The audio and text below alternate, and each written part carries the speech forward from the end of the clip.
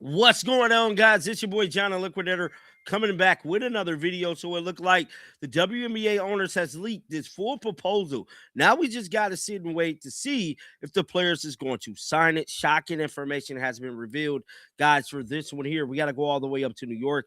Let's get it. Let's go. We got to jump right into this thing, man. So the WNBA owner sent the proposal over to the WNBA players Friday evening.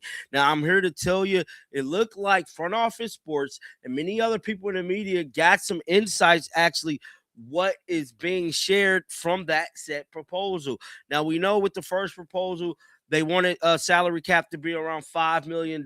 They bumped it up to 5.6 million. And as of right now, the league revenue sharing is the topic of discussion. Many other players want to see a larger amount being exposed when it comes to the revenue sharing portion of it. And I'm here to tell you that could be what causes the strike is the revenue sharing portion CBA proposal. Now, just like I stated, this thing right here has been released by the WNBA owners, pretty much leaked to front office sports. It says WNBA owners make small concession in latest CBA proposal.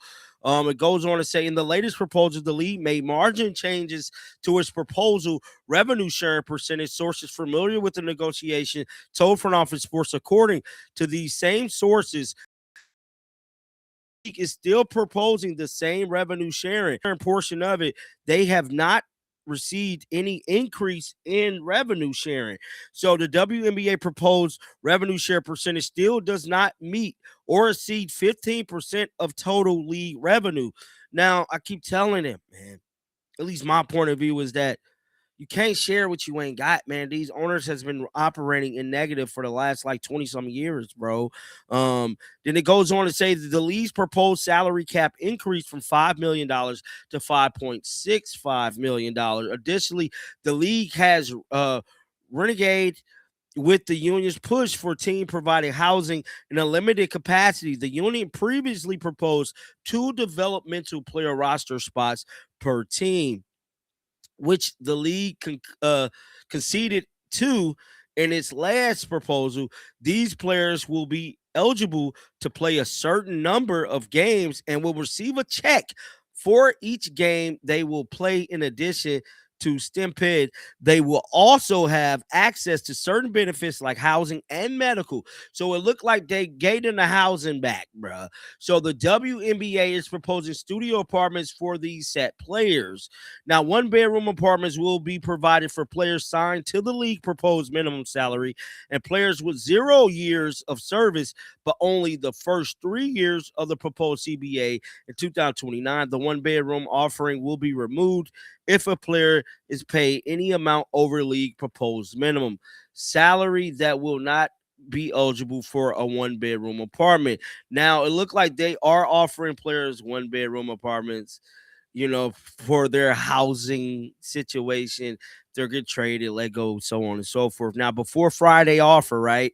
So the league was proposing a max salary of around $1 million and an average of 465,000, up from 249,000, which is a great deal. I feel like that 465 is awesome. They should have signed that. And roughly 102,000 respectfully in 2025. The union's last proposal sought a salary cap of around 10 million and closer to 30% of revenue share before the deductions. Now, beyond finding a middle ground on revenue sharing, the union says players' highest priorities are housing, retirement, and facilities and team staffing requirements. Now, we know that they was trying to push for other former players to be getting a deal. I don't know if they're going to get that done. I don't think the owners is going to feel comfortable. No disrespect to no other former players that played in the league. I just feel like, you kind of just you can't be grandfathered in something like this, bro. Like, these ladies came and did what they did. Like, y'all played and y'all did not nearby have the much notoriety as these ladies have today. So I feel like, them wanting to get them some money, I get it, but I don't know. That's going to be a touchy little subject there. But it goes on to say the recognition payment is $3,000 per year service. Players eligible to receive this payment to have 8 or more years service have retired before the CBA. So that ain't that much. 3 bands, yeah. I feel like 3 bands cool, bro. That's enough for somebody to live off of, if you by yourself, I don't know. But it says WBPA president Nika Gumake told Front Office Sports Monday. Oh, we already did that. Oh, here's some big news right here. So the WNBA season is slated to begin on May 8th. In order to do so, the league will have to conduct an expansion draft for the Toronto Tempo and Portland Fire free agency and standard collegiate draft. Multiple sources have expressed a growing concern to Front Office Board that the deal is not done within the next first 2 weeks of February. The season will be delayed. There is no ifs, ands, or buts about it. The season is very much going to be delayed. Guys, I want to know your thoughts down in the comment section right now. Those are the perks. They're giving them back housing. They bumped the salary cap up to $5.6 million. I'm pretty sure the league minimum is probably going to be 465 still, but for some reason they want some of that revenue sharing, and I just don't think that those ladies are going to get that. But I want to know your thoughts down in the comment section right now. Make sure y'all keep them bells on. I will be back with more content. Until next time, man, shake the haters off. I'm out of here. Peace out.